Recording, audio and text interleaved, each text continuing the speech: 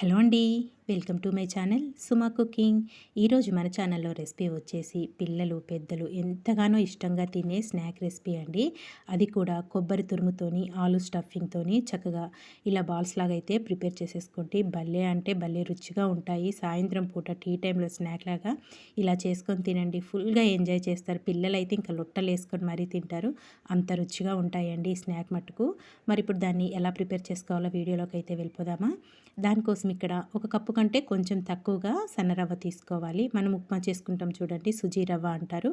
ఆ రవ్వను తీసుకొని ఒక బౌల్లోకి వేసేసుకొని మనము ఏ కప్పుతోనైతే సన్న రవ్వ వేసుకున్నామో అదే కప్పుతో ఒక కప్పు వరకు వాటర్ యాడ్ చేసేసుకొని ఇదంతా స్పూన్తో ఒకసారి బాగా మిక్స్ చేసేసుకోవాలి. ఇదంతా ఇలా కలుపుకొని మూత పెట్టేసి ఒక 15 నిమిషాలు పక్కన పెట్టేసుకుందామండి. మనం వేసుకున్న వాటర్ వేసుకున్నాం కదా, రవ్వలో చక్క సాఫ్ట్గా నానుతుంది. చూసారు కదా, ఒక 15 నిమిషాల తర్వాత అయితే మీకు చూపిస్తున్నాను. రవ్వ చక్కగా నానింది. ఇప్పుడు ఇదంతా కలుపుకున్నాక దీంట్లోకి మనము ఏ కప్పుతోనైతే సన్నరవ్వ తీసుకున్నామో అదే కప్పుతో ఒక కప్పు వరకు మైదా పిండి వేసుకొని చపాతీ ముద్దలాగా కలిపేసుకోవాలి. మీకు మైదా పిండి వద్దు అనుకుంటే కనుక గోధుమ పిండి తీసుకున్నా కానీ చాలా బాగుంటుందండి స్నాక్ మట్టుకు. ఇందులోనే రుచికి సరిపడినంత సాల్ట్ వేసేసుకొని ఇదంతా సాఫ్ట్గా కలుపుకోవాలి.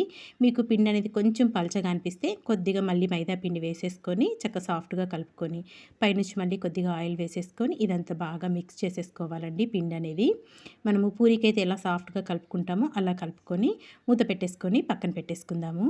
తర్వాత స్టవ్ పైన ఒక ప్యాన్ పెట్టేసుకొని ఆయిల్ వేసుకోవాలి. ఆయిల్ కొంచెం వేడయ్యాక దాంట్లోకి ఒక పావు టీ స్పూన్ ఆవాలు, ఒక పావు టీ స్పూన్ జీలకర్ర వేసుకోవాలి. ఇవి కొంచెం ఫ్రై అయ్యాక దీంట్లోకి సన్నగా కట్ చేసుకున్న ఉల్లిపాయ ముక్కలు, అలాగే సన్నగా కట్ చేసుకున్న క్యారెట్, సన్నగా కట్ చేసుకున్న పచ్చిమిర్చి వేసేసుకోవాలి.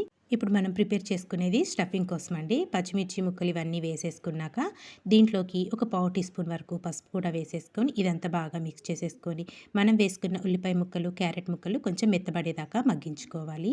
ఇవి కొంచెం మెత్తబడ్డాక దీంట్లోకి ఒక టేబుల్ స్పూన్ వరకు అల్లం వెల్లుల్లి పేస్ట్ వేసుకొని పచ్చివాసన పోయేదాకా బాగా ఫ్రై చేసేసుకోవాలి. ఇది బాగా ఫ్రై అయిపోయాక ముందుగానే ఒక 2 బంగాళాదుంపల్ని ఉడికించేసుకొని పొట్టు తీసేసుకొని గ్రేట్ చేసేసుకోవాలండి. ఇలా గ్రేట్ చేసుకున్న బంగాళాదుంప మొత్తం వేసేసుకొని ఇందులోకి సన్నగా కట్ చేసుకున్న కొత్తిమీర, అలాగే రుచికి సరిపడినంత సాల్ట్, ఒక హాఫ్ టీ స్పూన్ వచ్చేసి గరం మసాలా, ఒక హాఫ్ టీ స్పూన్ వచ్చేసి ధనియాల పొడి వేసుకొని ఇదంతా బాగా మిక్స్ చేసేసుకోవాలి.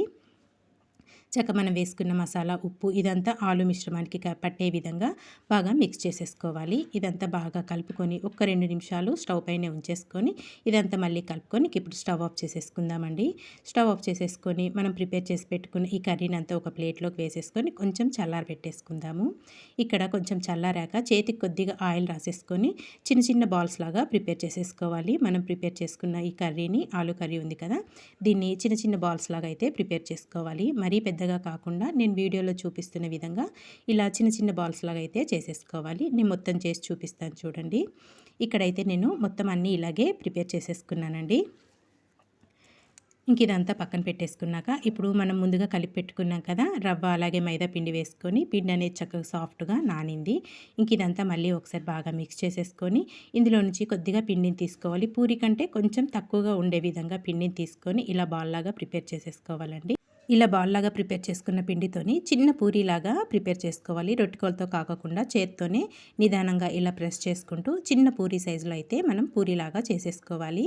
ఇలా ప్రిపేర్ చేసుకున్న ఈ పూరీలో మనం ముందుగా ప్రిపేర్ చేసి పెట్టుకున్నాం కదా స్టఫింగ్, ఆ బాల్ని తీసుకొచ్చేసి కర్రీది మిడిల్లో పెట్టేసుకొని క్లోజ్ చేసేసుకోవాలండి. చక్కగా స్టఫింగ్ అనేది బయటికి కనిపించుకోకుండా మొత్తం ఇలా క్లోజ్ చేసేసుకొని ఎక్స్ట్రా ఉన్న పిండిని తీసేసుకొని దీన్ని చక్కగా మళ్ళీ రౌండ్గా బాల్ లాగా ప్రిపేర్ చేసేసుకోవాలి. కొంచెం స్లోగా చేసేసుకోవాలి స్టఫింగ్ అనేది బయటికి రాకుండా.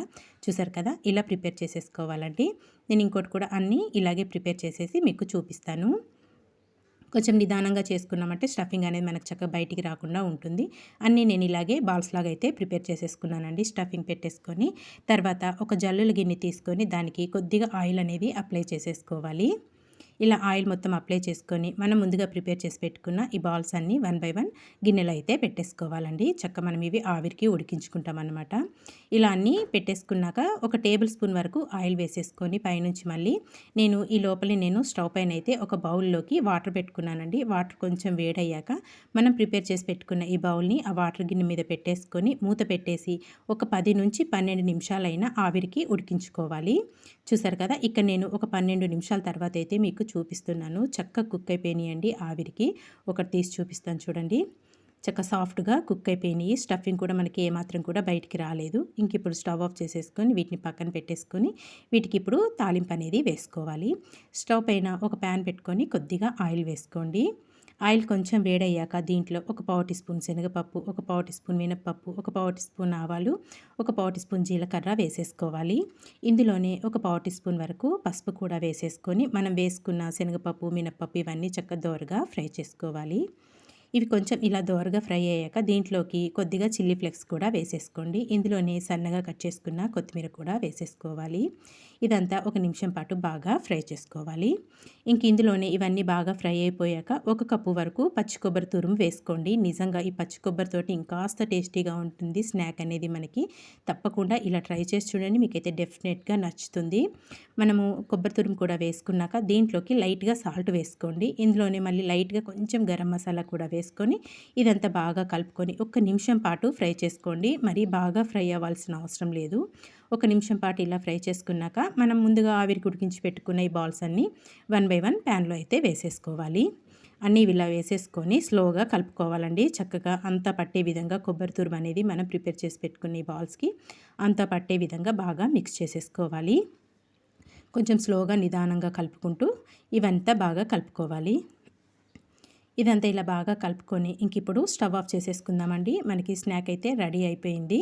ఇంకా స్టవ్ ఆఫ్ చేసేసుకొని ఒక ప్లేట్లోకి అయితే సర్వ్ చేసేసుకోవడమే. ఇంతే అండి, చాలా సింపుల్గా టేస్టీగా తినే కొద్దీ తినాలనిపించే పచ్చి కొబ్బరి తురుము అలాగే ఆలు స్టఫింగ్తోని బాల్స్ అయితే ప్రిపేర్ చేసేసుకున్నాం కదా. నిజంగా ఎంత టేస్టీగా ఉంటాయంటే మాటల్లో చెప్పలేమండి, అంత రుచిగా ఉంటాయి. పిల్లల దగ్గర నుంచి పెద్దవాళ్ళు కూడా చాలా ఇష్టంగా తింటారు. ఇక్కడ నేను ఒకటి కట్ చేసి చూపిస్తాను చూడండి, ఎంత బాగా వచ్చిందో. స్టఫింగ్ అనేది కూడా మనకి చూస్తుంటే నోరు ఊరిపోతుంది కదా. మరి మీకు నచ్చితే తప్పకుండా ట్రై చేయండి. ట్రై చేసాక ఎలా వచ్చిందో ఒక చిన్న కామెంట్ చేయండి. ఇలాంటి మంచి మంచి రెసిపీస్ కోసం మన ఛానల్ని అయితే వెంటనే సబ్స్క్రైబ్ చేసుకోండి ఫ్రెండ్స్. వీడియో నచ్చితే మీ ఫ్రెండ్స్కి రిలేటివ్స్ కూడా షేర్ చేసేయండి. Thank for watching. Bye bye.